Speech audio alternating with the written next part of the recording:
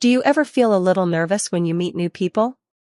Today, Emma and Michael share their tips for making new friends, even if it's a little scary at first. Absolutely, Emma.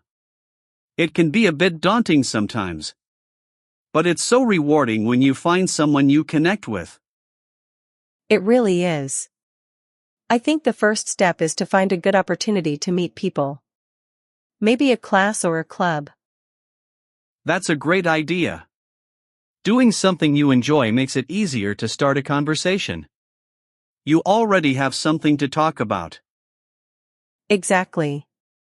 And then, you need to know how to break the ice. That means starting the conversation. Oh, right. So, break the ice means to overcome the initial shyness or awkwardness to start talking to someone. Like, a simple hello or a compliment. Yes, a compliment is good. Or asking a question about the activity you're both doing. This is a challenging recipe, isn't it? That's a perfect example. It's low pressure and opens the door for more chat. What if you hit it off with someone? Well, when you hit it off, it means you immediately like each other and get along well. You have a good connection. Ah, I see. So, you start talking, and suddenly an hour has passed, and you're laughing a lot. That's when you hit it off. Precisely. And then you want to continue that connection. You want to make sure you're on the same page about continuing to be friends. On the same page? What does that mean in this context? It means you both agree or have the same understanding about something. In this case, it means you both want to continue talking and maybe meet again. So, you're both feeling positive about the interaction and want to see where it goes. That makes sense. And if you're feeling like you want to connect more, you can offer to lend a hand. Lend a hand? I know that phrase, it means to help someone. So, how does that help make a new friend? Well, if you're in a class, you could offer to help them with something they're struggling with. Or if you're at a social event, maybe help them carry something. That's a thoughtful gesture. It shows you're friendly and helpful, which are good qualities in a friend. It's a way to build rapport. Yes, and it gives you another natural reason to talk more. After you help them, you can chat about it. So, you've broken the ice, you hit it off, you're on the same page about wanting to connect, and you've even offered to lend a hand. What's next? The next important step is to try and find common ground. This is about discovering shared interests. Find common ground. That means looking for topics or interests that you both share. So, you can talk about things you both enjoy. Exactly. It could be a favorite book, a type of music, a sport, or even a TV show. The more common ground you find, the easier it is to build a friendship. That's so true. When you have shared interests, you have more to talk about and more reasons to spend time together. And once you've established that connection, you need to figure out how to keep in touch. Keep in touch. That means continuing to communicate with someone after you've met them. So, you don't lose the connection. Right. You can suggest exchanging phone numbers or social media. Or plan a specific time to meet again soon. So, instead of just saying it was nice meeting you, you can say, we should grab coffee next week, can I get your number? Precisely. It shows you're serious about continuing the friendship. Don't be afraid to be the one to suggest something. I sometimes worry about being too forward. What if they don't want to keep in touch? It's possible, but usually, if you hit it off, they'll be happy you reached out. And if not, well, you've still learned something. That's a good way to look at it. It's a learning process.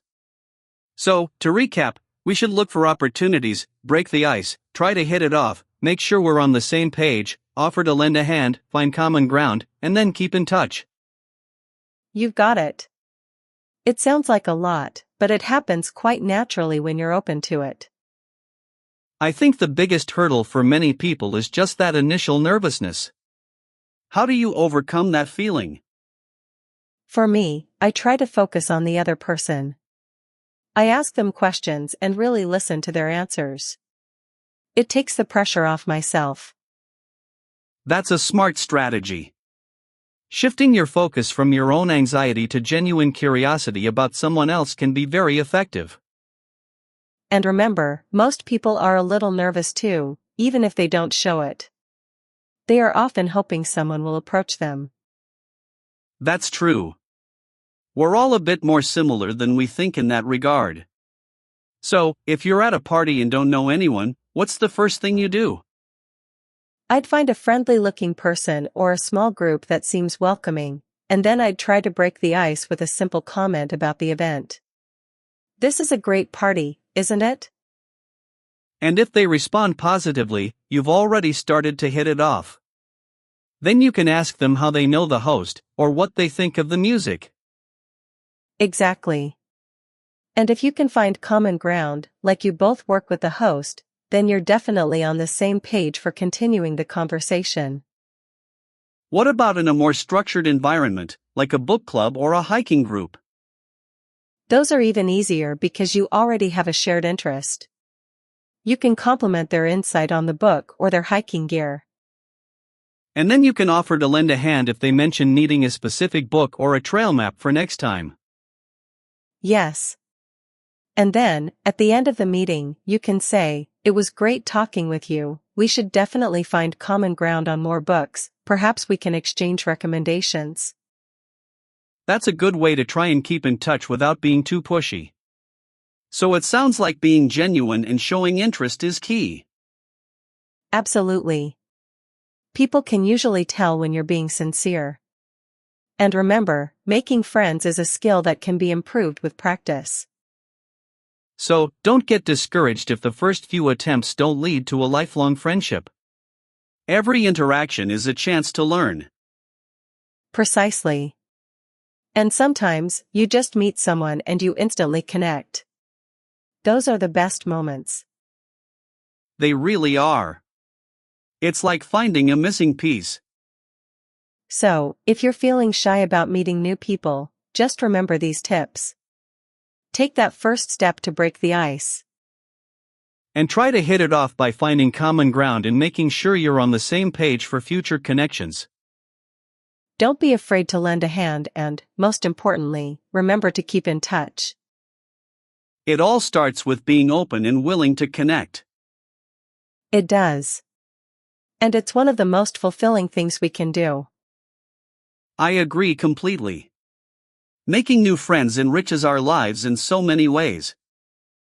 It gives us new perspectives and experiences. And support when we need it. So next time you feel a little nervous, remember these simple steps. You might be surprised at who you meet and how easily you connect. It's worth the effort. Definitely. Thanks for sharing your thoughts, Emma. Thank you, Michael. It was great talking about this with you. If you enjoyed this conversation, subscribe for daily English practice.